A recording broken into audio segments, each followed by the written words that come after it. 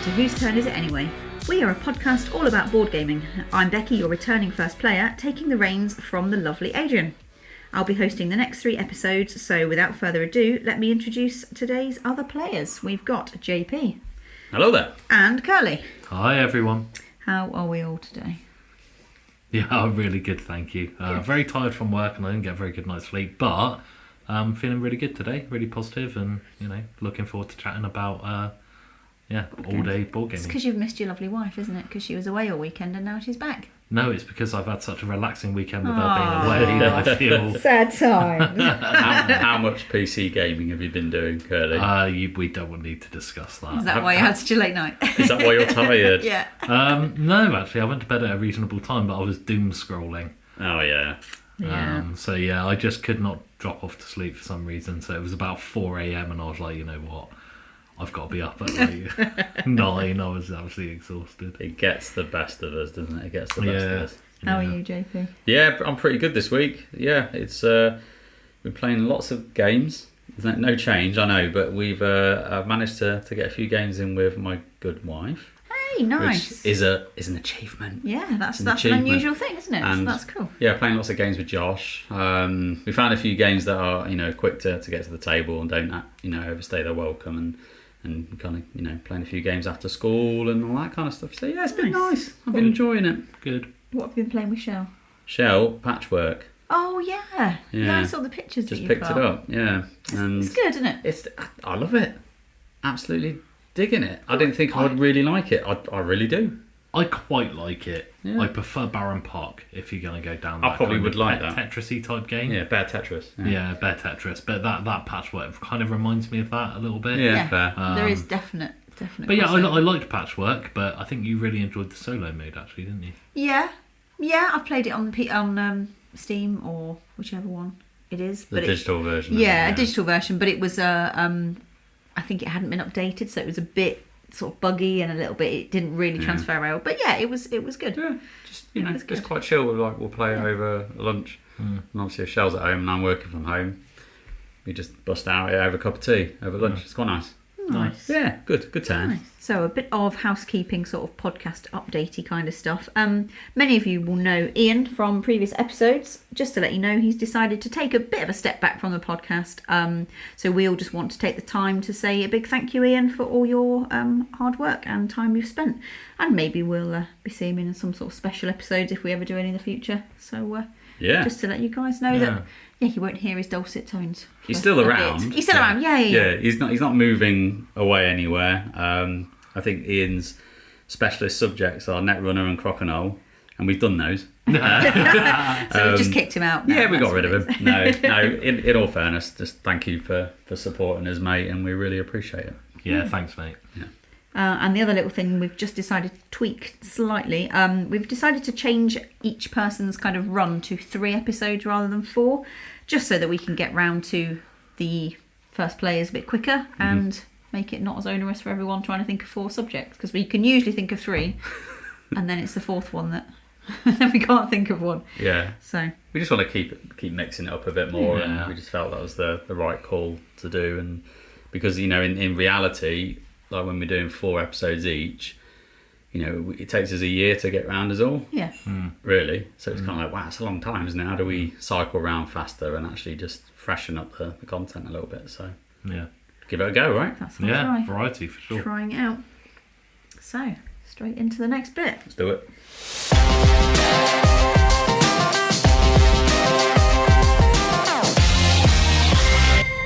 So we're talking about Hex. So JP, what games have you been playing?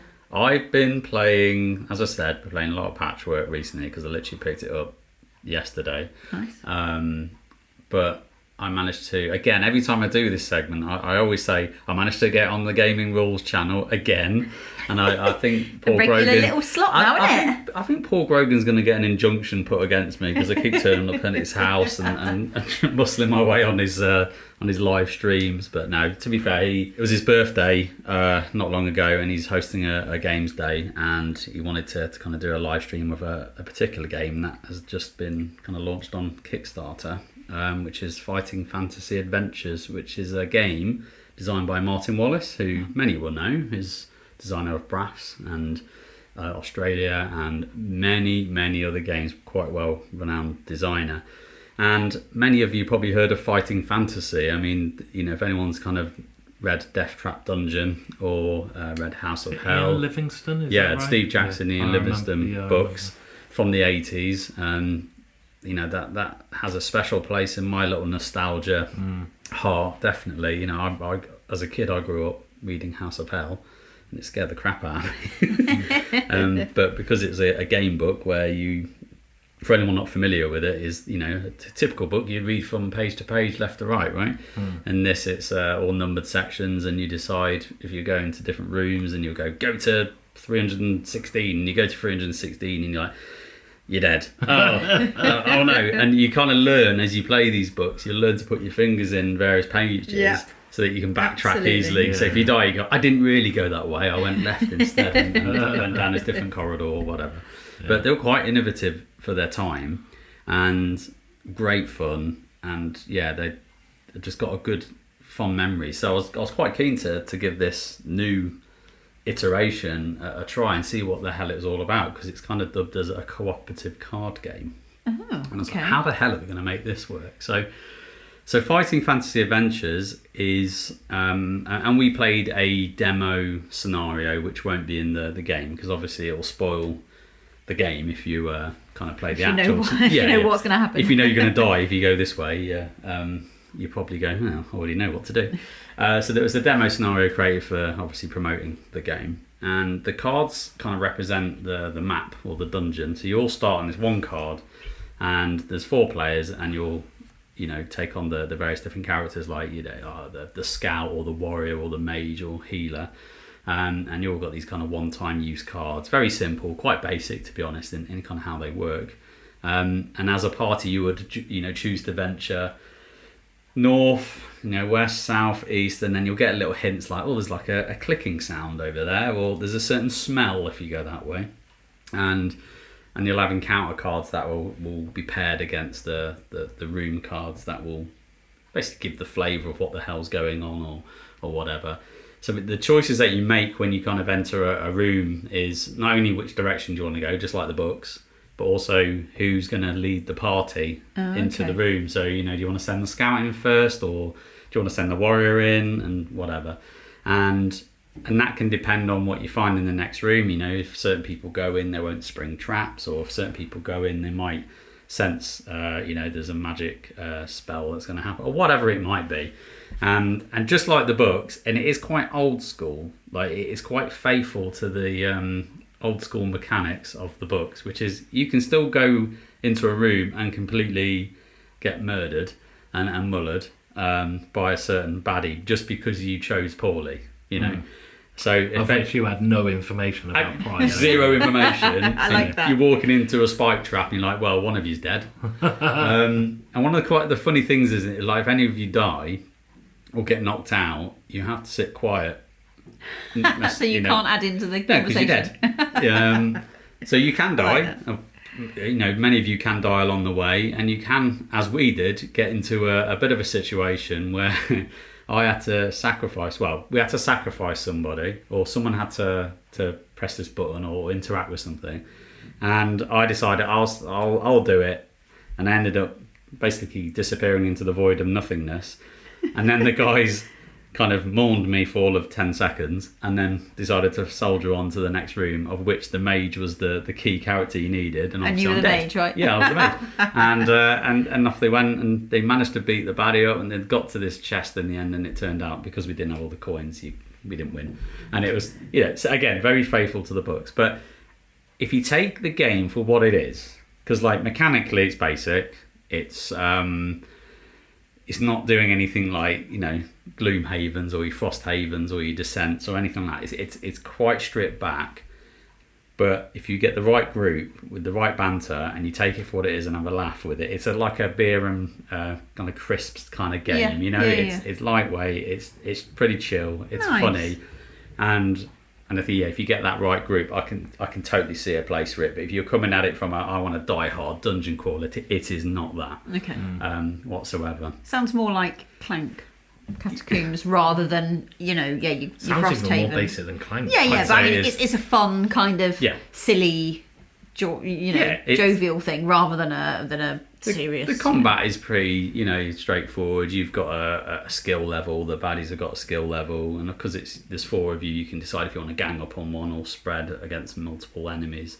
And you kind of compare your skill with their skill, and if they've got more, they'll get basically a modifier on the dice rolls to the difference between yours and their skills. And so you're literally just chucking dice. You can spend luck to re-roll dice, and you have a certain amount of luck that you can spend.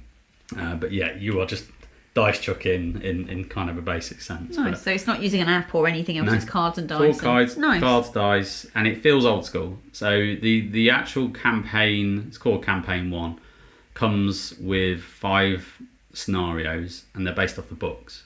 So you've got Deathtrap Dungeon, which is one of my favourites. I love that book. You've got Forest of Doom Part 1 and 2, Warlock of Firetop Mountain or something like that. I forget if that's the first one. I probably butchered that, so apologies. And there's another one I cannot remember. But again, I think their idea is that they'll use the source material from the books and put them into this system. So anyone that kind of lived through that will probably enjoy these. But if you, again, coming at it from fresh and you're thinking, it's 2023 and I'm expecting some up-to-date mechanics, you might be disappointed for what it is. This is not the game for you. So, out of interest, is Ian Livingston involved at all? Because I know he did do a couple of talks at the UKGE, so he is still around and active and everything. I don't know if he's been consulted on. I know the IP, they've got the license to use the IP, so I'd imagine they'll be involved in some capacity, but I think the system is new in the way that the cards and how you interact with everything, and how you fight the baddies.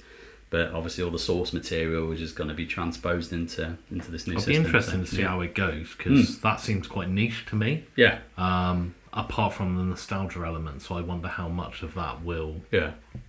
I think if you take it as like an exit escape room kind of mentality, so if you buy an unlock box or an exit box, there's a certain... Well, in an exit box, there isn't really any replayability, because once you've figured it out, you either bin it or, well, hopefully not bin it, but you pass it to someone and say, here you go, try that. Obviously, with these, there's a certain amount of replayability, because you'll die until you figure out the best path through the game. Once you've figured the best path out, you might not want to play that scenario again. So again, if you attack it with that mentality that you would do the scenarios and, figure the path through and just have fun with it, sounds like it'd be a really good sort of like either end of the night or start of the night. Yeah. If you got loads of you together for, let's say you did some other hobby other than board gaming because you're crazy or whatever. Yeah. And then you thought, well, actually, most of us in this group like a bit of a game. That sounds like it'd be a really good kind of... It was fun. And I say, get the right people and you can have a blast with it. It's, just laughing and... Oh no! You fell into a trap. It's just take it for what it is. It's done pretty well. It's pretty good. I enjoyed it. Cool. Okay, so good. You can find that on. Well, by the time this is released, the Kickstarter might be over, but I'm sure it'll be there for late pledges and things if it funds. So yeah, it's on Kickstarter. Cool. Check it out. Nice one. Kerley, how about you? What have you been up to? Well, I've been playing a few games lately, but stuff that I've played loads of times before. Terraforming Mars, played a bit of Earth, played a bit of Lords of Waterdeep recently. Yeah, we did. But the one I wanted to talk about was Caverna. I've only played it once previous to this occasion, and I really enjoyed it. But this one was kind of a bit of a turn a corner for me, because the first time I played it was 7-player. Okay. And it's not a game that gets better with the more players, in my opinion. Yeah, I'd agree with that. Yeah, I think for us, we played it as a 5. Yeah, it was 5. And that for me was a perfect number. You could probably do less. Maybe 4 or 5 is a sweet spot with that game for me. But it just felt really good, really satisfying. It does help that I won, of course. But I don't remember it. No, I don't either, mate. No, sounds right. But no, it was really good fun, really satisfying. The first time you play any game, but I would say this one in particular, you feel like because you've never played it before, you don't know the best thing to do straight away. Welcome to my world. That's how I feel every time I play. Even if I know what I'm meant to be doing. It's just by the nature of it, Caverna. I mean, we've talked about it before probably, but it's just a matter of, it's a worker placement in essence, and you're building up your farm and you've got a cave you can dig out and add things to and everything else. But the biggest part of it is that every turn a new worker placement space is opened. Mm-hmm. And that's all well and good, and that makes a great game mechanic, makes it really interesting for us. They're random to a degree within certain, stages. You know, it will come out between turn 1 and 3 or whatever it is, and then 4 and 6, but you don't know the exact order. But if you played it before, you've got a decent idea of what's going to come up, so therefore you can plan for that. Mm-hmm. For an example, there's one that gives you lots of VPs for the amount of, you'll have to help me out here, is it ore? Yeah, the amount of ore. But before that, ore is only used for a very specific purpose, so you might go, oh, well, I'm not going to take all that ore because actually it's no good to me. But then that space comes out and you go, oh god, flipping JP grabbed all that ore earlier on and now he's won the game because he got about 20 victory points. So that didn't happen. No, it didn't. It absolutely didn't happen. But do you know what I mean? So I think it's one of those games that after you've played it once or twice, it really kind of takes a couple of levels up. So that's definitely how I felt with it. Really interesting, really good fun, really close game as well between me and Jay and I was up there. Yeah, I remember you being up there. Yeah, I definitely was not. Listeners, it's difficult in your first game. It's not my first game. I played it before. Oh, that was kind of patronising, wasn't it? It was difficult in your first game, Becky. It wasn't. It was my third. There's no recovering from that. Okay, I got a much better score the first time I played when I knew literally nothing about it. That's there we are. You lucked out. Yeah. No, it was skill, mate. Come on. Luck.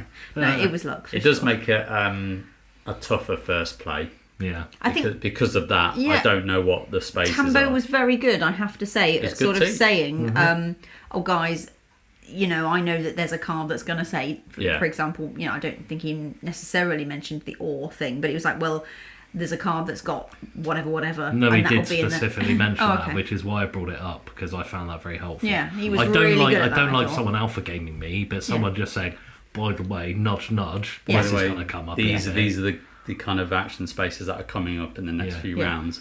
You might want to think about that. Yeah. Okay. So I think that's a really good idea. So kudos on him for some really good advice and really good teaching method, I thought. Yeah, did a great job. And like I said, I'd played it before, but I'd only played it once, and it's not an uncomplicated game, so I definitely needed a little bit of a refresh on it. So yeah, it was much appreciated, Tambo. Thank you. But yeah, so that's I don't know. It's got potential actually for me, like proper up there. It's a great game. So yeah, I do prefer it to Agricola. Gotta say. Yeah. You can't call it Agricola, it's Agricola if you want to wind up JP, that is. Oh, okay. No, it's Agricola. It is Agricola, but Agricola if I want to wind up JP. Yeah. It's better than that, in my opinion. What's the other ones I'd like to wind you up with? Troyes. Oh, Troyes. Troyes. Or Trois. Yeah, no, Troyes. And Orleans. Orleans, mate. Yeah, so... Yeah, it's up there for me. Yeah, really enjoyed it. I find, who are misses, but I find Agricola a bit too tight for me. Yeah, it is. It's not, it's just, for me, and I know some people like that puzzle, for me, I feel like, almost like I'm being penned in. Like, you can't have that thing that you're actually building towards, so, well, what do I do then? Well, people like the kind of, having a segue, whereas I like to see my grand plan laid out, so... It's more competitive, I would say, Agricola. And it has a different feel, even though it shares 60% of the DNA with Caverna, it feels completely different. You haven't got little dogs in Agricola. You don't have really little cute. dogs. They have a good purpose, to be fair. But no, I enjoyed both, and I can totally see there's a space for both of them. Like, I don't think we talked about this in the Uwe episode, that we think Caverna, I hadn't played Caverna at this stage, we thought Caverna replaces it. It might replace it in your what you think is better, but I don't feel that it's the same. No. And it has a different feel, it's a different purpose, a different place. Considering that for Agricola, and I understand this is personal preference, for Agricola for me is one of the games that I like the least out of all games I've ever played. Which sounds damning. I can see it's a good game, it is so not for me. It's unreal. If I know why. Yeah, exactly. But I was Because just he saying- didn't win in it. Yeah. No, I don't. No, it's because it's contentious. Yeah. It's same with Yeah, Barrage. yeah. It's Barrage, and I mean, there's two games that I struggle. Well, games that give me AP, which sometimes it's just a matter of I've got to play them. Pipeline was one that I really wanted to like, but it just gave me too much AP. So I'm like, right, I've got to stay out of that one. On Mars is the same. Yeah. Just too much AP. And overly contentious games. Yeah. So it's just, hey, look, I totally appreciate the fact it's me, but everyone's got their preferences, and definitely those two are not for me. So Agricola, one of the games that I like the least out of all games I've played, to Caverna, which is almost the same game, being up there in top 5 probably. So you see, I disagree with you, JP. I think Caverna completely eradicates the need for Agricola in my Disagree. game. You've got to be a bit careful with that because JP does own Agricola, Yeah, so no, it's fine. I'm not your saying it's a opinion. bad game. It's a fine game, but I totally wouldn't bother owning both just because Caverna I think is cooler, and it's got dogs. and I liked Agricola. I did like it. Yeah. I did, but Caverna was much better, and for me, there's not enough in it to be bothered to own both. Yeah. And that's not normal for me, is it? I'd normally own all of everything if I could. So actually, I wouldn't bother buying Agricola. No, I mean, that's fair. I mean, I probably wouldn't buy both, but yeah, the reason why I like Agricola is actually the cards and the puzzle that you get at the start of the game in the setup. Whereas in Caverna, it's the same. It's the same board layout, it's the same rooms, nothing changes other than your strategy and how you do it. So for me, I like the fact that you've got your occupations and you've got your improvements and you've got to make the best of that. I liked that. I didn't find them overly balanced. That's my problem with it. I felt like some were really powerful and others were really weak. So I kind of feel like you're right. I did like the card element, but for me, I was looking at them like, well, other people have played some really powerful ones, and I've got really rubbish ones here. I felt It might be that you don't know all the strategies in the game. Yeah, maybe that is the case, but I certainly felt they weren't terribly balanced. That was my overriding feeling. Yeah, with those. fair enough. But that's all good. We've all got our opinions. Mm-hmm. So me, I have had a very few busy days lately of non-gaming, actually, for a change. So I spent a long weekend with past and current work friends in Croyd, which is a beach town in Devon. So yeah, lots of hot tub relaxing, eating and drinking with a great bunch of girls. That was really nice. And then I came back on Sunday, only to leave again to drive to Birmingham on Monday morning to go and see Iron Maiden. The Maiden. The Maiden, it was amazing. Loved Nice. it. Yeah. So I just got back this afternoon and I'm feeling very tired now. And now you're doing a podcast. And I don't have tinnitus, thankfully, but I'm surprised I don't because it was very loud. And now you've Very got to work good. the rest of the week and you're exhausted. I know. Livid. Gutted. Past Becky's a bugger. Yeah, I know. And I stupidly forgot my toothbrush. I had a change of clothes. So I was an absolute minger on the way home. I'm not going to lie. It's because I'd been away with the girls first, and I keep a bag that's always packed for, in case my lovely husband wants to surprise me and go, oh, we're going away for the weekend, darling. So I've got a little bag that I just pick up and just pull away. It has happened. It's been getting rather dusty lately, isn't it? yeah, that bag. But because I'd taken that with me at the weekend and then brought it home and thought, oh, I'll sort all that out. Yeah. And then just grabbed it again, not thinking that I'd taken half the stuff out, such as I had my toothpaste. I just didn't have my No, toothbrush. it's just use your finger then. Yeah. So so I had to walk around the next day looking like the walk of shame, wearing the clothes that look suitable. Knickers in your handbag, that's it. Well, not quite that bad. But yeah, wearing the clothes that were suitable to go to a, Iron Maiden gig is not clothes that's suitable to walk around Lidl's, really. But there we are. Whatever. There we are. You had was fun good. though, didn't you? I had great fun. Yeah, it was brilliant.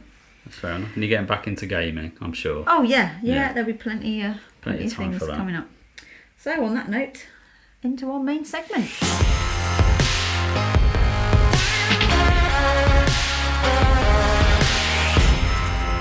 So pull up a chair, a stool, a buffet, or whatever other emergency chairs you have, and whatever you can find, and let's talk about all-day board gaming days. Yeah. So what we're calling it? Hex, mugs and sausage rolls. Yeah. So I've mentioned sort of stools and buffets because that can be one of the very first problems, can't it?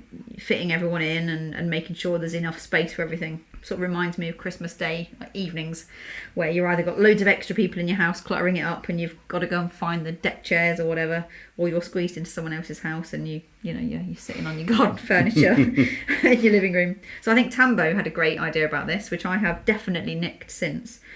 He uses an ironing board as extra table space. I have to say that's the most action my ironing board I ever was gonna gets say. normally. Not gonna lie. Yeah. But yeah, I've definitely nicked that, and it's a useful, isn't it?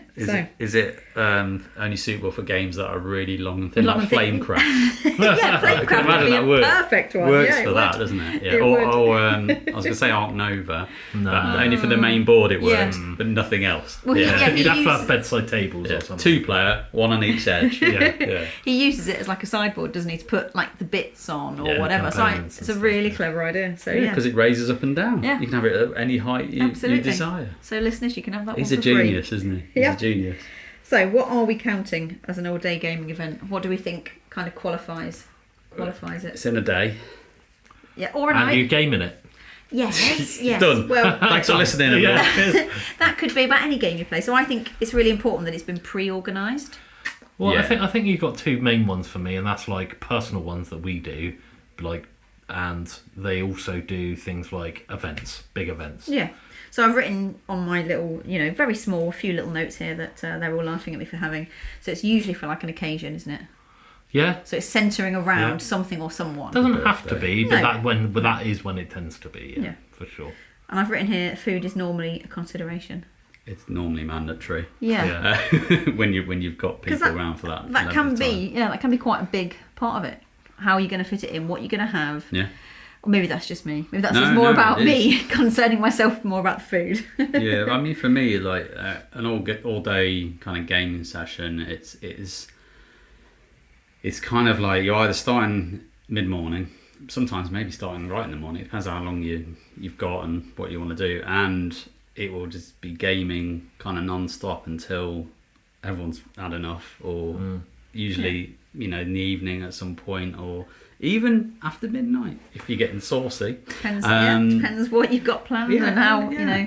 and how your other family members feel about it. When we mention all day gaming sessions, I tend to think in someone's house. Yeah. Yeah. Oh, okay. Rather than a convention, because Yeah, sure. for me, if it's like somewhere else, like a con, it's a convention. It sits in a different part of my brain. Yeah. I was definitely. thinking more of the. Do you remember the one that we did in beer, Exeter Way? whatever. or it the was Devon called. No. weekend. The one.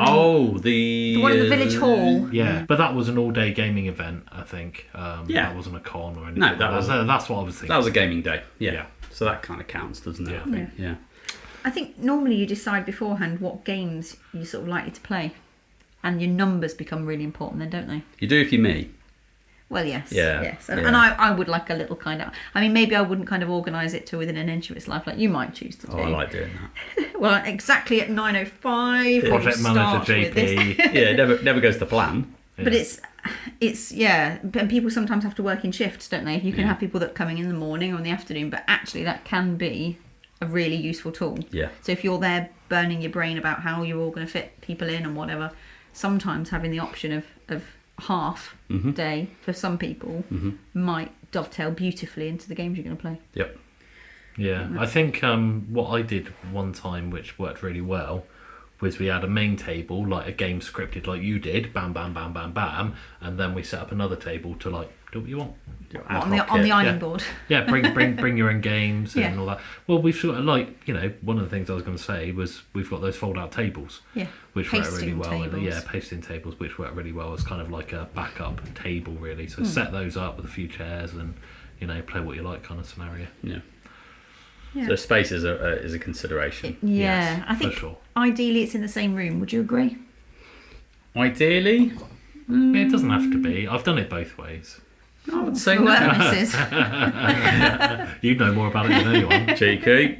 No, I'd say not really. I don't think it matters to me if I'm gaming and I can see someone else game. Because for me, I'm locked into the game. I don't really, the peripheral vision and hearing, everything's gone. I'm blacked everybody out. I'm literally You're in in the the game. zone. So it doesn't matter if I'm in a different room or not, because you're in the same place, the house or venue or whatever. For me, it would not Would it? matter necessarily, but I would prefer it that everybody's in the same room. I Okay. think. So then you're all joining You're a in bit together. more of a. You do it. I'm not saying you do it for the socials, but it's more of a consideration for you. Yeah, I think it is. So when we played a crokinole tournament in someone's house, now okay, this is different because it's a tournament, Yeah. and there was 3 separate locations for tables. That worked really well for the tournament, but you did feel like if you were in one room with one little group, then you kind of, maybe it's fear of missing out. I don't know. Yeah, what's going on in It's that just, room? yeah, it's just, I like it. I think you're right, Kerley. I really like it for the kind of social aspect. So if everyone can't be together, it's like when you go to a work meal and you've got one massive table, you end up only talking to the people that you've turned up with because you're sitting next to them at the bottom end of the table. You may as well have not gone out with a whole group of people because you're not going to talk to the people at the other end because they're really too far away. Yeah. The only thing I would say to that is, by the nature of the way we do it, is usually different people signed up to different games, so there's a rotation. And yeah, that is a way. So of at least making you it. like if you go out for a meal, you're likely going to be sat with those people the whole night. Yeah. So that's the upside. Is over and all day, you're probably going to play with everyone. And that could be, you know, something that we're talking about leading nicely into what do we think are the key ingredients for a successful all-day gaming event. I think you're right, having that, maybe not sign up to games you want to play particularly, but having that mix-up of personnel can be really, really useful, I think. I think for me, a plan. Yeah. You know, because it's me talking. But then, you know, when I kind of organise game days or gaming sessions that kind of last a day, I've usually got not a theme in mind, but I'll either go, I want to play 4-player game only. Yeah. Because that means I can then get some of the games that have been sat on the shelf for a long time that don't see the light of day as much as other games, for whatever reason. We've all got those kind of games. And it means I can just bring those out. Now, if you start to get to 5-player, 5 people, your game, your menu of games shrinks. Definitely. As soon as you get into 5 players plus, right? And if you get over 5, then it's not non-existent because there are games there, but you're starting to stray into party game territory and all of those things. So I think for me, the when I say plan, I mean, what do you want to play? Like, are we going down that light games, party games vibe? Or are you trying to get some of the crunchy stuff that you want to be playing and getting off your shelf? Because that'll dictate who's going to turn up. So you wanting people when you want numbers, or you want, and obviously space is then the factor. Can you run 2 tables or have 3 rooms or whatever? So for me, I only have really space for 1. I could run more, in fairness, when I do it. You've talked about it before, but I don't remember you ever actually doing it. No. Running a second table. The reason why I don't, for me, is either because if Shell's here, then I'll be gaming in the dining room, I'll be gaming in the living room. She's got nowhere to go because she doesn't game unless she leaves or just stays in the kitchen making teas, which would be amazing but wouldn't happen. Equally. So I tend to just focus it around one table, and I would probably get like a max 4 or 5 in, or like you said, Becky, more if there's shifts, if people does half, and they'll switch the seat out, and they'll have a running order of games. Well, that's the thing. Like 4 is almost all games, right? Aside from party games. 5, you can 25% of those go, and then 75% of those go, and then 6 players. I mean, God, hardly any. Even less, isn't it? Yeah, hardly any. So I do understand what you mean. I tend to go for numbers and then just plan around that. Whereas your one, I think, definitely works both ways. Yeah. But like you said, the key ingredient there is... It's what's your purpose for it? Is your purpose to socialise with as many people as possible, get loads of food in and have that party atmosphere, which usually around a birthday makes perfect sense, right? But if it's kind of not around an event, and you think, I really just want to play mid-weight Euro games like Lorenzo and Coimbra and these things that I don't play so much, so I'm just going to do a day of that. So I think it's really interesting how you've talked about playing games that you don't normally play. So I think that having a knowledge of most of the games that you're going to be playing, and a pretty good knowledge of everybody, otherwise you're spending a lot of the day doing the teach and doing the learn again. Yeah. So I remember something that Adrian mentioned where he was playing like an all-day event, and sort of, I'm not saying everyone had to sign up to say they would do this, but the expectation was that everybody was going to have learned the game properly and have done the research and watched the teachers and watched the tutorials online and stuff. And I think if everybody signs up to that, that's great. But I think then you're always going to have maybe 1 or 2 people that don't research it quite to that level, and then they're going to make everyone else really annoyed that everyone else bothered. So I suppose it's, I guess if everyone's in the same expectation kind of category, then it's fine. But if you've got differing opinions of whether you should learn it beforehand or whatever, that could cause a bit of strife, couldn't it? That's a perfect segue into one of our old episodes, I think, wasn't it?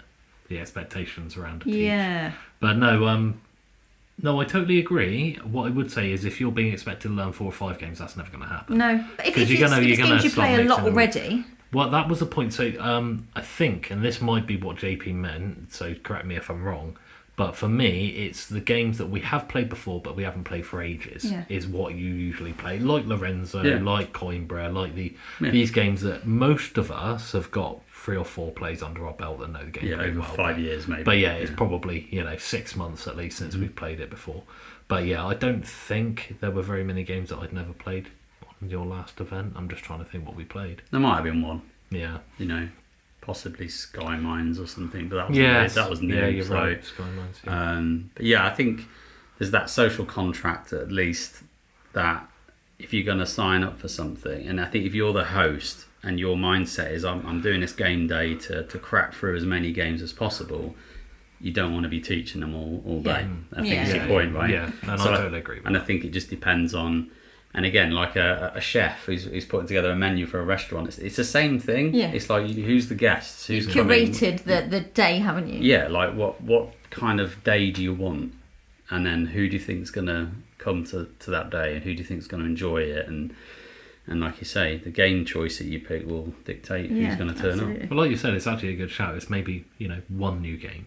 Rather than, I think if you had I can't think of much worse than a day where everything is new games. I mean, oh God. Yeah, it does depend on the complexity for me. So there were a couple of games that were new, but actually the complexity level wasn't very high. For example, Clank Catacombs. Yeah. First time we played it was there, and Beyond the Sun. Yeah. The first time we played it was there, and I don't remember what else we played, but I get the feeling there was one other maybe. But they were new games to me, but because the complexity wasn't too high, it was okay. Yeah. But it's far from ideal, I would say. But when you're talking about mid-heavy Euros, then for sure. Yeah. Yeah, I mean, if we had a Lacerda day, which, God. would probably put you two right off, wouldn't you? I don't think we're going to attend your that's Lacerda day. exactly. Sorry, Vitel. Your games look spectacular. And they are. I just don't have the brain. I don't have the brain or the dedication, and that's my fault, not his. Absolutely my fault, not his. His games are beautiful. Hey, we're getting Kerley to play another one. On the stream the other day, it was very nice to see him. He seemed like a very nice gentleman. Yeah, he did seem like a lovely man. But not for me. He's just got You a don't know mind. yet. All right, the one is not for you. game I've played was not for me. There you I go. did give it a few goes. And you're playing Weather Machine soon. Yeah. And we'll see if that one takes. This is it. Yeah. Or whether that If also is a write-off. if that one is a write-off, you're going to have devil's trouble trying to get me to play a third one. I'll tell you now. Lisboa is my only final wild card. I mean, come on, you're going to like Lisboa. Anyway, let's not talk about. We've got a whole episode of that. Let's leave it there. On a complete opposite Vital Lacerda kind of vibe, I think having some filler games are really a really good shout. Yeah. I think that is a vital ingredient in a successful day. If you've got 2 tables running, maybe not if you've only got 1 table because you're all going to be playing something together. But if you've got two tables that are, playing at the same time, they will definitely not finish exactly the same time. Almost absolutely. certainly, anyway. So having something such as, I don't know, we've mentioned them a load of times. Just one Scout, Baron Park. Baron Park, just something quick that you can put down quickly that no one's going to be massively invested in. If you need to rejuggle to catch the time up and match the finishing of another game, and therefore go, right, can we switch and do whatever. No, that's a really important ingredient, I think, to add or have that in your backup plan. My next birthday might actually be more your way. Get a few games in that I'm trying to get through, rather than going for the usual as many people as I can fit in the door kind of scenario. As many people who can fit in the kitchen. Yeah. It's a packed kitchen. It's fun though. It was packed. Yeah, it was Especially good. if Tambo brings his cakes And his carvery that he brought the other day. This ties into my next 2, which are inextricably linked. So really, it's ideal if you've got someone who enjoys hosting, and I am certainly that person. Yeah. I really like, even if I didn't play the games, I really like having everyone round. I like kind of being vicariously involved in the banter of the game. And, I like making the teas and coffees and all that kind of jazz. She's a great host. I like the fun of it, and I think it's good. I mean, me and Kerley make a good couple in that way, because his favourite place to be in the world is his own home, and my favourite place to be in the world is my own home too. Yeah. But I like people coming into my home, and I like them feeling welcome. So I'm not that bothered. yeah, you can take all as long as you're in it, you're not bothered. He doesn't mean that.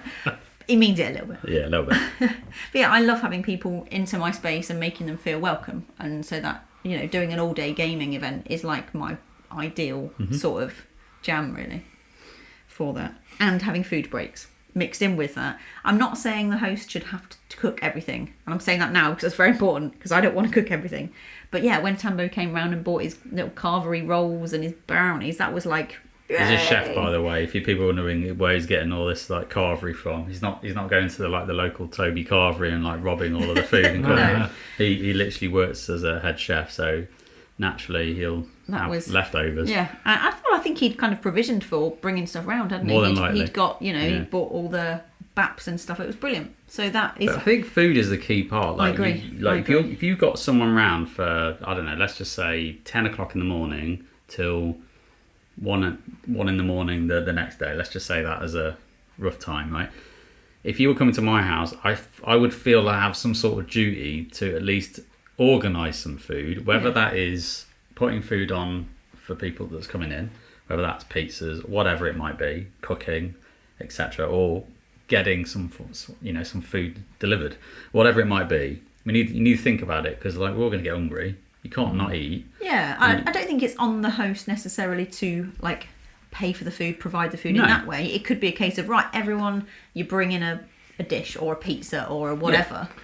I think that's fair. I would say it's a little bit different. So, for example, with your TI day, you used to make something, didn't you? And you kind of thought, okay, well, it's not that long a day, so let's not do that anymore. That would be where the difference is. So you're saying when TI you have an was like all-day 6 to 8 hours, terrifying. which for me doesn't count as an all-day event. No. So, but when you're doing 13 hours, because our events are usually 10:30 till 11:30 for argument's sake, so about 13 hours, I think there probably is a little bit of responsibility on the host.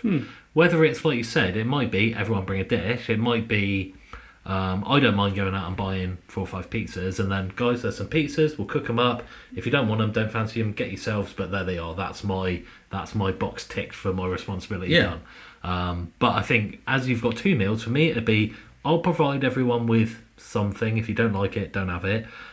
And then you guys sort yourselves out. Bring your for the snacks second one. and sandwiches or whatever you want to take for the rest of the day. Yeah, But and I think that's usually the way I've done it. Yeah, and I'd agree with that. And I think as the host, you've got to kind of consider, you want to be playing the games. Yeah. So you don't want to be cooking a roast dinner out back, probably, and farting around for 2.5 hours cooking. Yeah. That's why pizza's always a good shout. Pizza's easy. You just bang them in the oven and you can take your turn. Yeah. And then, the oven starts beeping and the smoke comes out the oven. And you go, oh no, I need to go. So yeah, it's kind of like quick food or easy food. But like I say, we have had Twilight Imperium days where I've done a shepherd's pie. Yeah. I must have been feeling good, because I don't think I'll do that anymore. I mean, maybe that was in the early days where I was all, the honeymoon period. You like this, right? Yeah. Oh my God, there's all these people. They're really new. That Kerley's great. That's definitely changed. Let's cook a shepherd's pie and really impress not him. Kerley again, Jesus.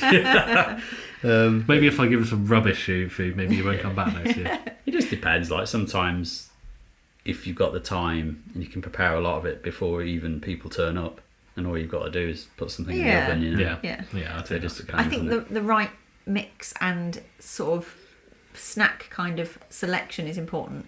Do you want snacks that you're eating at the table, so therefore they need to be one-hand snacks, not too drippy or greasy or powdery or whatever? Or are you going to have like designated pit stops for snacking? I think most people are fairly acquainted with what's kind of a decent one to go for and which one isn't. But it's nowadays. about how to think, are you going to get people to bring stuff to share, or are you going to have, do you need to get bowls? And that's the sort of thing that I always forget. It's like, oh, we haven't got enough forks. Oh no, we haven't got enough, I don't know, that sort of thing. Mugs in our house is not a problem, because we've got a bit of a mug collection issue, really. Yeah. But I think having, I think JP, your rule is, isn't it? You'll make the first batch of tea and coffee. Yeah. Then it's free reign. Then help yourself, everybody, but don't wait for me to. Don't expect me to be offering you cups of tea every 2 minutes, and certainly don't wait for one. Go and help yourself. Yeah, absolutely.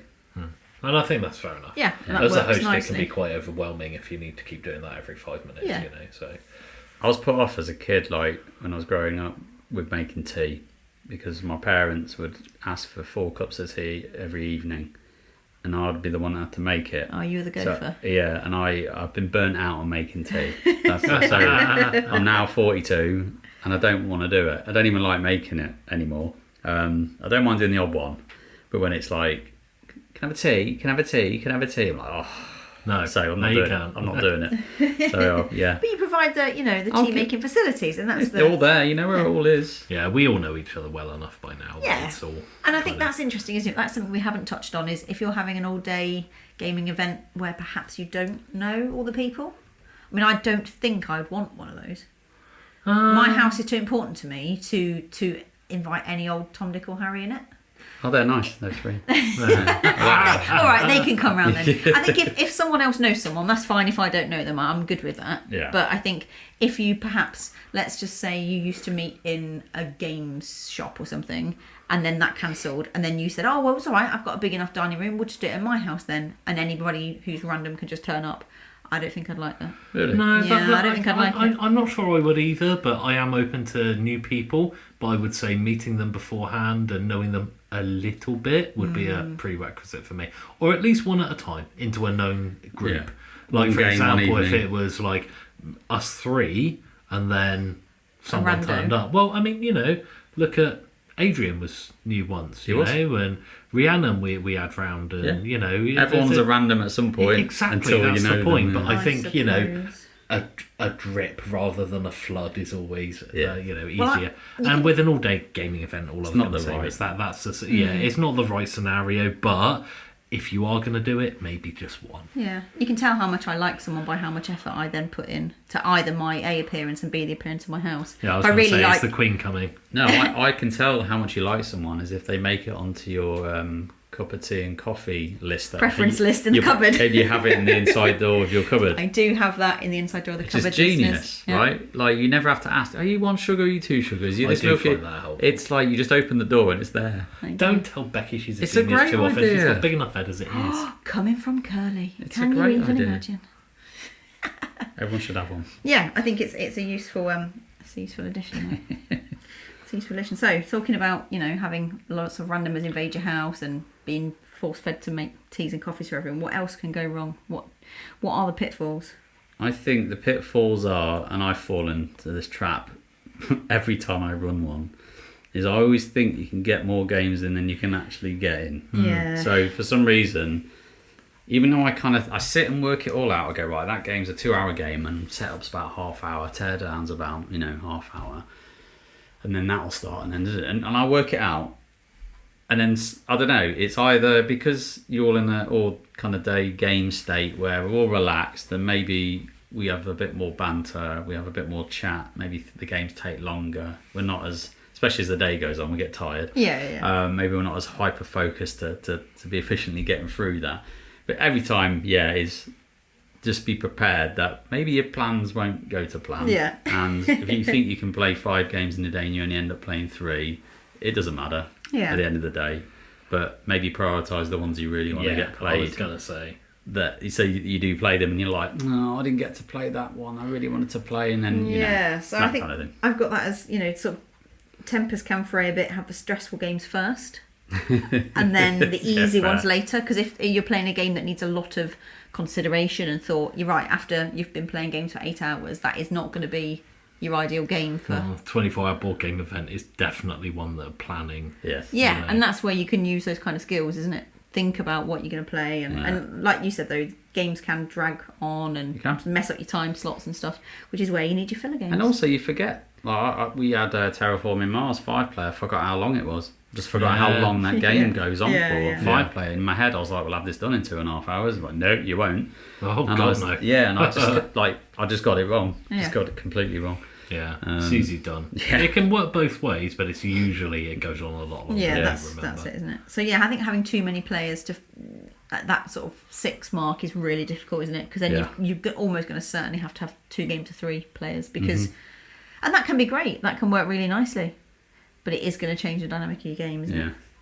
And yeah, if someone hasn't learnt the games fully or is a bit more prone to that kind of analysis paralysis of, I don't know what to do, this, that can really make your games drag on a lot Mm-hmm. longer. And I'm speaking about myself here quite clearly. So I am speaking about myself here. Yeah, I mean, I'm the one that's most prone to, I don't know what to do for the best. So it's usually my fault if the games have lasted too long, to be honest. Yeah. The other thing that springs to my mind is the host the one that's laying on the smorgasbord of games that are to be played, or are the people arriving bringing games. Yeah. Because what can happen is if I bring 3 games to a session, Kerley brings 3 games, the host is already thinking I've got 4 games to play, and then Becky, you bring another 3.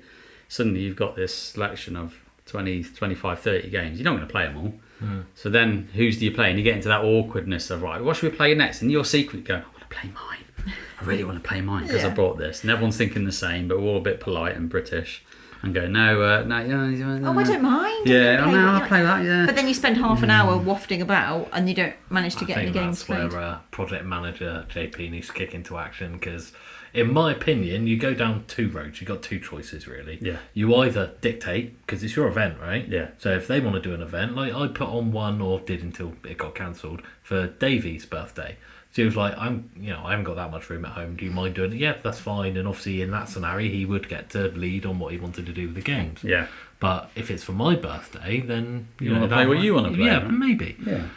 Your other option is to just say, right, who's come in? 4 or 5 of us. We'll play at least 1 game from everyone. Yeah. What do you bring want to one play? game. Yeah. And that can work as well. Yeah. Obviously, it might be that you need to have a chat about what type of game you want to. So I'm thinking midweight Euro. Yeah. All right, or something along those lines, just to say, don't bring, I don't know, just one, because that would be the wrong. Always bring just one. Well, it wouldn't be enough people and things like that. Do you know what I mean? And Yeah, that's true. Yeah, I think those are the 2 routes you can go down. Yeah. But again, it's that what trap can you fall into? It's just not setting the. I hate to use the word contract, but it's that like make it clear to everyone like what's happening. Like we're playing these games that I really want to play. Come and play them with me. I hope people have a good time. Or, like you say, everyone bring something. Yeah. And we'll mix it up. Either have a complete free-for-all. Yeah. Or have quite a beautifully organised list that you'll never get through because you've realised that Terraforming Mars takes 4.5 hours at 5 play. Yeah. So what would your top recommendation be for a successful event then, JP? What's your number 1, do this thing and you'll have a great time? Sounds like yours is planning. It's the plan. I mean, for me, it's the planning. I always feel good to have a games day and you get to the end and you're tired and you played 5 games. That was the result. That we played this, we played that, we played this, and we did that, and it was brilliant. And getting to the end and everyone's had a great time. For me, that's job done. Tick in the box. And we always kind of get to that conclusion, even if the plan goes slightly awry. Yeah. But yeah. There's no secret sauce to it. I think for me, it's just I like to curate the list and I like to play the games I want to play, and that's just the way I do it. But I like the fact that everyone's events are different as well. Yeah, that makes it kind of it's their flavour of the thing, isn't it? It's like I said, there's no right or wrong way. It's just it's cool, and the fact that everyone kind of puts their own spin on how they want to curate that day or how they want that day to work. So there's no magic spells from me, just very hard work and planning. But you love that. I love it. It's great. Kerley, what's yours? Very similar, really. I mean, but I would say probably provisioning. So making sure you've got enough tables, enough chairs, and a little bit of grub for everyone. It just makes for a much more welcoming environment to go into. Yeah. So, for example, and I mean, I know we're kind of talking about our events, really. But one of the things that was really a big stickler for me to going to new gaming days and things like that is just this fear that I'm going to get there and there aren't going to be enough tables or enough chairs or anything else, so that I just end up standing up with my games. And do you know what I mean? In a corner. But yeah, that really? can be 100%. Okay. And that's why I always like stupid stuff, like not being able to park the car and stuff like that. I know it's not relevant to what we're talking about necessarily, but that is something that is really on my mind. That does stress me out though. Yeah. The car parking thing stresses me out. If there's not enough parking, I'm like, well, it's that peripheral thing that just starts the day off, doesn't it? Yeah. And like I said, making sure you got enough tables for the people that are coming and all that kind of stuff. That's really the main thing. So everyone's got a seat, everyone can chill out, make a cup of coffee, and it's like, right, now we can make a nice plan. So it's just starting off on the right foot by having everything that you need. Yeah.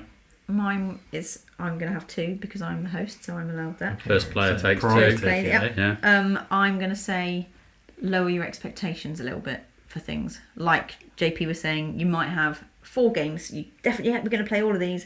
Don't make that the be-all and end-all of whether you've got a successful event happening. Mm-hmm. No, I completely agree with that. Are you having a nice time? And if you're not having a nice time, change it so that you are. So don't make it so hyper-focused that you've got to make sure that you absolutely stick to your schedule and you're basically beating people and making them take their goes quickly and they're not having fun because you've got some headmaster telling them what to do. Yeah, dictator. That's no fun, is it? That's not any fun.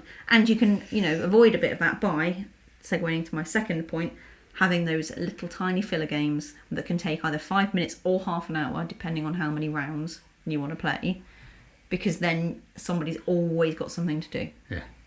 So then you're never going to just be sat around waiting for whoever it is to finish their turn or their game or whatever. So if you've got stuff like, I know we've mentioned it so many times already, like Just One or Scout or, I don't know, Splendor or Azul, just something that you're not going to get massively invested in if it stops after 5 minutes, but you could stretch it out to half an hour if you needed to.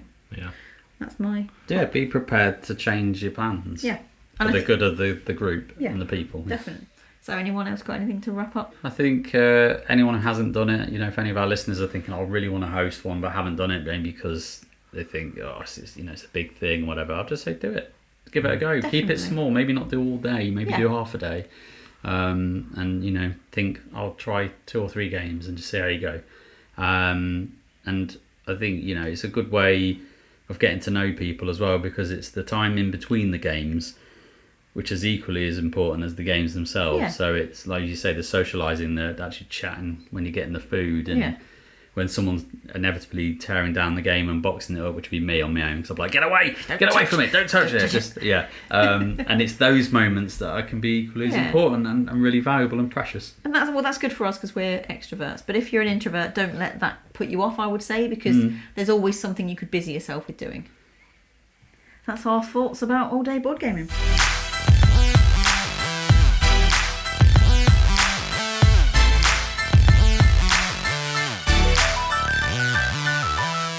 Time for Would You Rather. So, a bit of one that kind of relates basically to what we've been saying. Would you rather have snacks and drinks and refreshments at the table, but everyone gets analysis paralysis, so therefore they're taking ages to take their go, or no snacks, no drinks, nothing, you're just sitting there and playing, but everyone's going to be really speedy and the game's going to go through? What do we think? There's a key point with that is... can you have drinks and food away from the table? On the second Because option? we're talking about potentially dehydration and things, then I'm going to have to go with sustenance. The game's taking 2 hours, let's say. I think AP is a bit of a bugbear of mine. I don't mind people taking their time with their turns, but I dislike it in myself because I dislike the feeling it gives me when I get AP. And frankly, when you're looking at a turn-based games, and some games do this better than others, but where other people haven't got anything invested in your turn, it can really ruin a game if someone gets really bad AP. Well, that's why I mix this, because you also like having snacks at the table. Yeah, So I would say I'd rather not have snacks and drink at the table. Ooh. No, because AP really, I'm not saying it bothers me, but I think it can ruin a game. It can, but I understand it happens, but as long as if it's not every turn, I don't really care. But if it's every single turn, I think at one point in Unfathomable, it was a turn, like it was taking 45 minutes to get back to me because people were just like umming and ahhing between, like, and there's just, it was getting frustrating and it can ruin what is a very good game. So, I don't know, it's a really interesting question, but I would definitely lean towards no AP. Yeah, so this second option then, is it just no food at the table or no food in the house?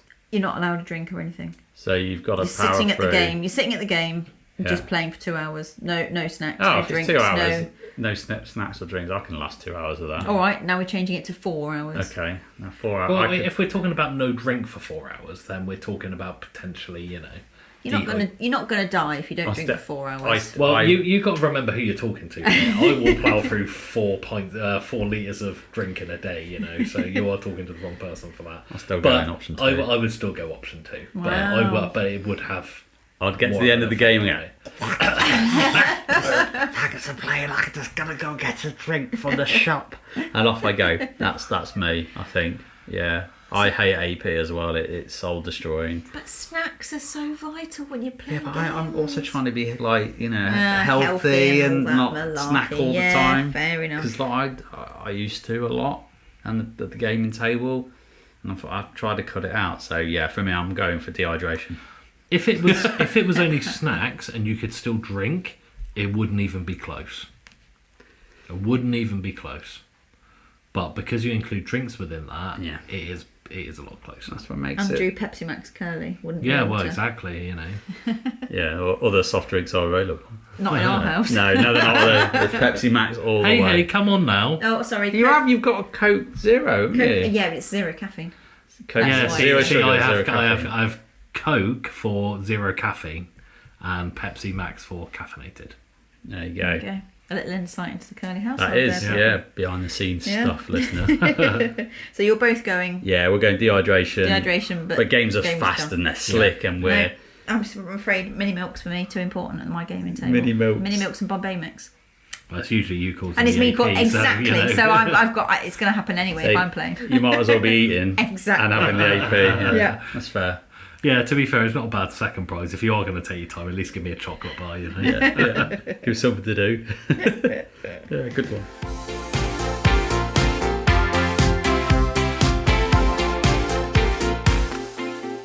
Penultimate turn then, guys. So Kerley, what have you got coming up in the board game locker? Well, I've got a few bits and bobs coming up. Mostly new games. We've got Hallertau tomorrow, which I'm quite looking forward to. Giving a go. Why not? Who's that by? What's that kind of game is that? So I might be wrong here. Is it an Uwe? It is an Uwe. It's an Uwe because all games at the moment are Uves. JP goes through little cycles, doesn't he, mate? I go on discovery missions. Flavour of the month. Yeah, I kind of find a game and I go, oh, who's that designed by? I go, that was really interesting. Wonder what else they do. Yeah. Then try another one and go, ooh, This that was was- really interesting. Now what else? And then Catalogue. I kind of like to pioneer, shall we say? I like to pioneer and try these things. That's why. So Yeah. So yeah, I'm looking forward to that. That's tomorrow. But I'll give a brief shout out to I am looking forward to Darwin's Journey, which I don't actually know much about, but the theme of it just interests me. So I'm interested to give that a go. And although I've got issues with it and I don't know whether I'm going to like it, we'll give a little nudge to JP and giving Weather Machine a go. So I'm giving a Lacerda game a little bit of a pop. I don't know how I Coming managed to up. convince him. You did well. I did Yeah. say I was up for it. I just He says, I won't sign up for it willingly. All right. Well, it's like if you put an event up and it's a Lacerda game, I'm not going to sign up to it. If you say, Kerley, give a Lacerda game another go, let's give this one a go on that day, I'll sign up. Yeah. Because it's you and we play our games and I make sure that I play games that other people, give them all a chance. I will go You by that can't social write, contract. as I said to you, you cannot write all games the off one reason. designer off because of one and game. that is the reason why I'm doing it. And then he plays this one and he hates it, and then he will write the all games from that designer It's off. more likely I will write it off. Yeah. But I know there's a lot riding on this game. I will say Vital is a lovely, lovely guy, and I is. know his games are extremely popular. So I know it's me, but Yeah. And that's fine. If you don't like them, there's nothing to say that, it's the end of the world.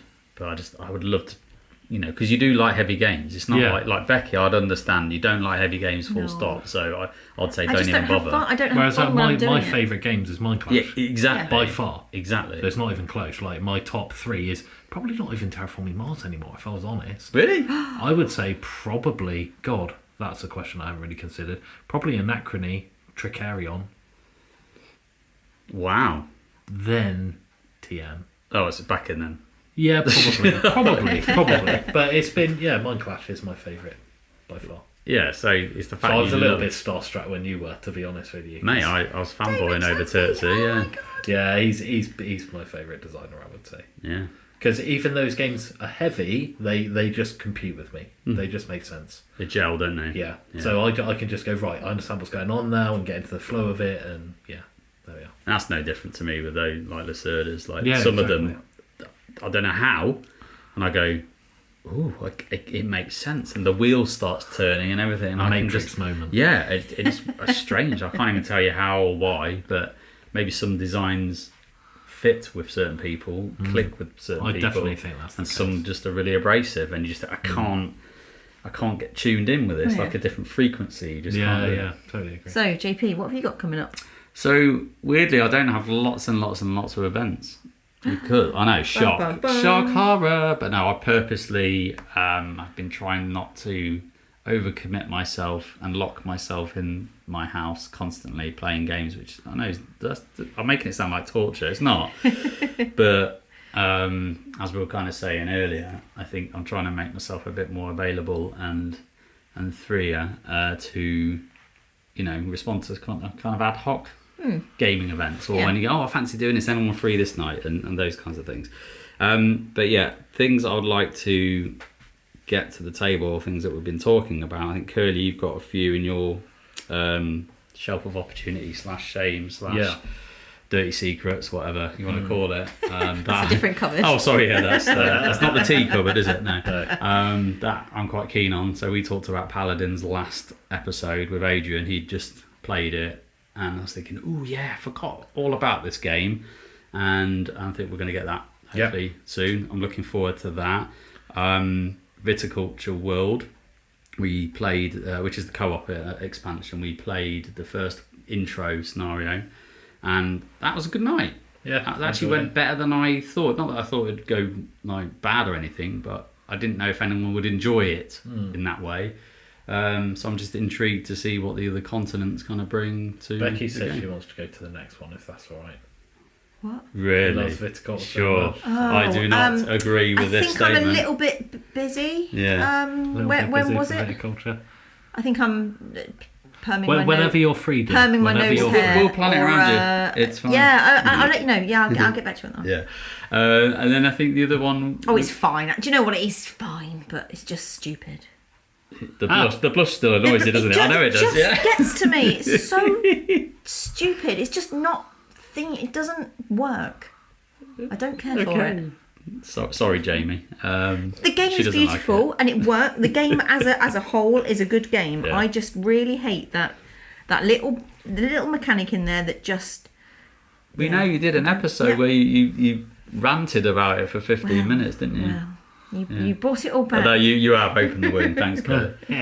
Thanks, mate. But no, we're doing the Asia continent. And intrigued to see what that does, because they'll twist the game up a little bit. How does that? Is it still grape growing, or is it? Oh yeah, mechanically you're doing the same thing. Because there was a cheese expansion. Yeah, wasn't that's an older expansion, Okay. but it's still competitive. But you're just making cheese as well as wine that you can pair. It's really the same game. It's just different spaces, and you can upgrade the spaces to do more actions and make it more efficient. It's alien to play because I'm used to playing that game guarded, cards are secret, don't want anyone to know what I'm doing. And it's the opposite. It's like, right, well, this is what I've got in my hand, guys. Like, has anyone got, oh, yeah, that'd be really useful for me. Can we trade? And then That's interesting. That might... It flips it on its head, massively. It seems weird to be like, right, guys, I haven't got the lay of the land as far as my hand goes, so I need help. Yeah. What can you guys? Can anyone help me with that? Or can you help my or, engine? It's like having a little cooperative, then, isn't it? I don't mean a cooperative game. I mean like when lots of people work together in order to like an actual shop sort of a thing. Yeah, but that's People kind of bring the their- I vibe. like Is that. you're trying to Nice. build Almost like prestige, family, right? Yeah, we're all like family members, all building prestige for our wines together. And we have to work together to get our prestige up to a certain level. And, the intro scenario kind of helps you along. It's a bit guided and it's like, oh, but, have free prestige because we like you. Which, thankfully, we probably needed some of it. I think we'd have done it anyway. Maybe. But it would have been a lot tighter. Yeah. And we were trying to learn the system and learn how it all works. But, this next one's probably not going to hold our hands so much. So On your own. Make it look work. forward to that. And the last thing I will say... just because Kerley just showed me a picture and it's completely reminding me we need to do it, which is Twilight Imperium. It's been a while, but we said we'd do it 4-player. Yeah. Okay. And I'm quite keen for that actually, because the last ones we've done have been quite large player counts, and I have not played a 4-player for a while, and it shrinks the game to like 5 hours. It's just max. it's just 7 hours, not 12. It's less. It's more manageable and quick turns. All that kind of stuff. I'd definitely be up for that. Yeah, so and it's been a while, so I feel rejuvenated from the last game. The way our gaming group actually works, and this is a little bit of an insight, is if there's a game that someone else owns that you don't have that you want to play, you put an official request, and then you get a priority. You get a seat. Yeah, get a seat. So JP, can I request a 4-player Twilight Imperium? Yes, you can. I will organise that momentarily once we finish recording. But anyway, Becky. What have you got? Well, me and Kerley have got a week of annual leave coming up that we actually have got off at the same time. Yeah. Ooh, Which is unusual for us. that's good. So I think I'd like to get a few things off of the shelf of opportunity. Secrets. Yeah, and I said that. I don't know why I said that. it's a secret box behind Everything on that's been used, mate, multiple times. So things like photosynthesis, I would really like to try and get that out. It's interesting. And play Port Royale again and actually use some of the expansions. And mentioning that, I want to say a massive thank you to our listener Pete, who sent me the expansion. It's going to be doubly, please. Promotion, which was really kind of him. I was really touched, and that was really nice. So thanks, Pete. I'm going to use that card. Group of cards, and I'm going to win, definitely, or something. Hopefully, yeah. I'm sure you will. If I rip Kerley's cards up, maybe I will. But so put them on the PC and You whooped our asses at games lately. You've been getting a little I have had a little bit of a run. All the runs. No, wait, what? that too. No, I have had a few games that I've been pleased with, actually, which has made a nice change. Yeah, good. So just those small kind of, not just 2-player games, but just little, bit like you said, just a little bit more ad hoc. Oh, do you know what? Anyone fancy playing this tonight? Yeah. Yeah, I think that'll be good. And it's my birthday, so who knows what I'll get. Well, I already got Flamecraft for my birthday, so I know what I got. But yeah, maybe, I don't know what the future holds. It's exciting. Let's do it. Get something new for the shelf of opportunity. Yeah. Our final turn is now upon us, and we are going to wrap up and award victory points. And today, I think we're all going to share a victory because it's all a lovely birthday gaming event. So we played lots of party games and no one's won. The whole group's won. We don't like ties, do we? No? Kerley? Okay. Well, I went on tiebreakers. What's the tiebreaker? I don't know. Okay, we're just going to skip that. I'm not going down that road. I don't want to. It's a lovely gaming day. There's to be no strife or arguments. Fair enough. If you've enjoyed the show, please try and recommend it to someone who you think will also like the show. Get the word out there and send us some stuff in. Tell us about your amazing board game days you've had and what you think makes the best board game. We really like to hear it when you tell us stuff. We're on all the socials, Facebook, TikTok, all of the things. So it's all on the show notes if you want to come and speak to us or get in contact with us at all. We'll be back again in 2 weeks with another episode. So until then, whose turn is it?